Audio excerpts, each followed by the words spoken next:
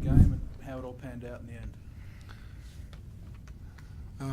Yeah, pretty kind of low scoring for a solid period of time, but I was so proud of the way that we defended early in the game.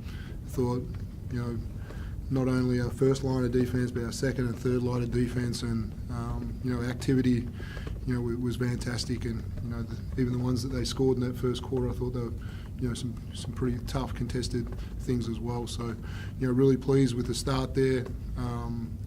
Obviously, we struggled, at the start of the game and throughout the game to still, try and finish around the rim, and that's, Bogut is certainly a factor in that one, and it took us to experiment with a small group to, try and shift him away from the rim a little bit, and certainly, at the start of that, fourth quarter, we put it in DJ's hands and, just let him, play one-on-one, and he was really effective, and gave us a nice little margin start of the fourth.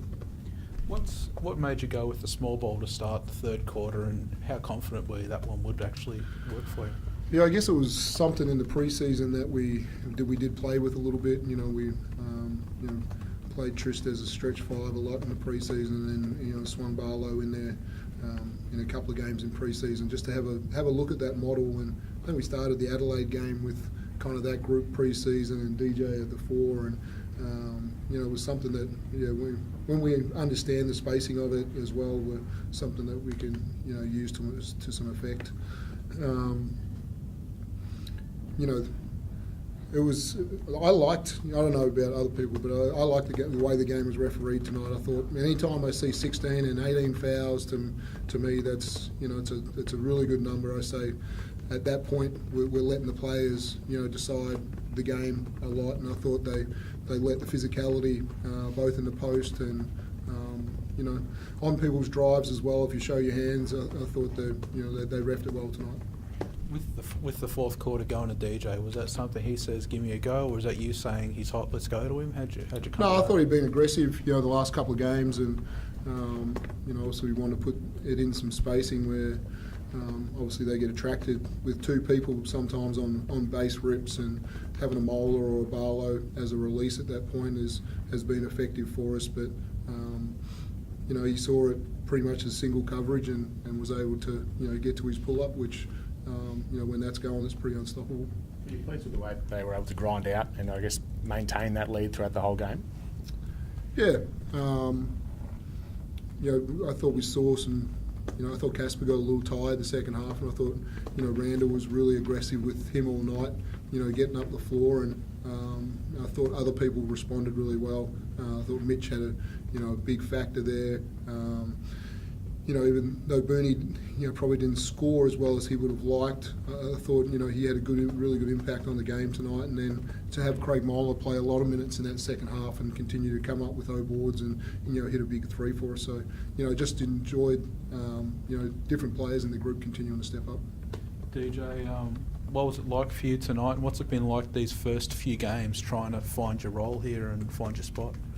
I mean, it's always interesting when you come into a new league and just a new team, especially a team that won a championship. So I think it was just more getting a feel for the guys, them getting a feel for me. And the coach just put me in situations the last few games. And that's really it. Me just finding my rhythm last few games, and early on I had an ankle injury, so I never really can get those practice reps and really catch that rhythm. And I think I just been able to put a whole week together, and lately I just felt more comfortable, more confidence. And just tonight, I was able to take advantage of that. You mentioned finding those spots and those good places. Has that been a bit of you telling the guys or telling them this is where I'm good at, or just you finding within the team where you can sort of catch it and go? I think with the practices and just communication, just talking to players and they saying where I like to be, and just definitely they just know where to put, coaches know where to put me in situations, off the ball, coming off screens. Just really just finding my open spots and getting to the mid-range, getting to the hoop downhill, free throw line, things like that, just to really get you going. Like free throws can really be a confidence booster, and I think I did a great job tonight just putting pressure downhill. DJ, firstly, happy birthday. And you had a huge second half. I mean, did you come out with a bit of an intent in that third quarter to really get everyone going? I think you had 15 and 5 boards in the second half. I think the guys really just put me in. They came to me. Like I didn't really say much. Casper did a great job. He knew like finding a hot hand, and he just really just rolled me out. And I think the team they really let me play single coverage, and I was able to take advantage of that, get to my spots. I felt good, get to my mid range, and I think when you got a hot hand, they just kept feeding, and I just kept getting the same look, and I just took advantage of that. Dean, you've spoken a lot, early in the season about different guys and then to step up week after week. Obviously, with Chris out, having a guy like this come in and show what he can really do. How huge is that in terms of just knowing you've got another guy you can count on this season? Yeah, it's going to be massive. When we don't know when we'll get him back, but it won't be too far away. And I know that we're going to be still in probably the middle or the end of our heavy patch when we get him back, and that's going to be so important to these guys are pushing really hard right now, and just to have a fresh body that can come in and another weapon to come in. But credit to these guys to go the 3 games so far without him and to pick up those wins. So. We've still got a lot of improvement to come, this group. We just looked at something, and over the course of, what have we played, 7 games now, DJ was only in about 20% of our pre-season, and so, there's some load to still, get into him. There's fitness with guys that have little niggles, so, but really pleased about a Moeller and a Hooley, and, we're trying, some of the other bigs as well. Tristy saw a couple of minutes the last few games, and different things as well. So this group's got a lot to grow, and we've got a lot of games continuing to come, and you need the depth of teams right now is going to be so important. What's the latest on Chris in terms of leading up to next weekend? Yeah, he was better than he was going into the Cairns game today. So the continual improvement. Again, we've got one practice on Wednesday before we go to Wollongong, and so he'll be assessed on Wednesday. Dave Barlow and what he's doing this season, we've spoken about it at length, but planning for this season, like a few months ago, is what he's doing now a bonus for you? Like, were you expecting this level of contribution from him?